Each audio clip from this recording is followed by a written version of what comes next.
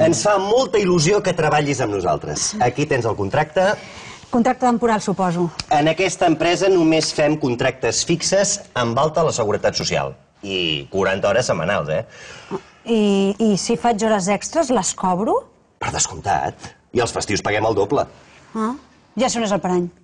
No tindré vacances. 30 dies de vacances pagades i 10 dies més per a afers propis, evidentment. Miri, estic embarassada. Ui, quina il·lusió! És nen o nena? Nen. Ui, moltes felicitats. Doncs miri, tindràs 16 setmanes de baixa per maternitat i reducció d'horari per lactància. I si fa falta, jo mateix li dono el biberó.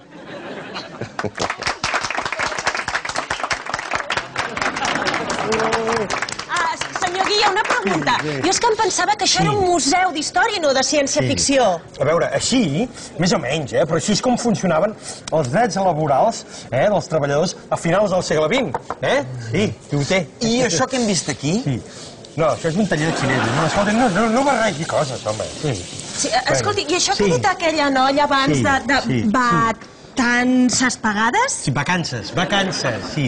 No, les vacances, jo us ho explico, eren 30 dies anuals, en els quals el treballador cobrava per descansar. Oh, que fort! El meu avi encara plora quan ho recorda. Sí, imagina't. Anaven de vacances a Salou.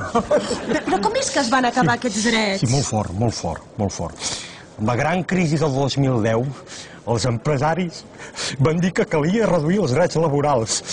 I els governs, per tal de crear ocupació, ho van acceptar. Bé, és hora de plegar, Senyor director. Sí? Senyor director, encara queda estona. No, em penso que no ho has entès. És hora de plegar per tu, Estàs despatxat. Sí. Què he fet jo? No, res. Però mira, això és el que diu el teu contracte. L'empresari podrà despatxar el treballador si es lleva de mala lluna. Sí. I avui m'he llevat de mala lluna! Ho veus? Té, aquí tens la teva indemnització. 3 euros menys un d'IRPF, total 2 euros. 2 euros.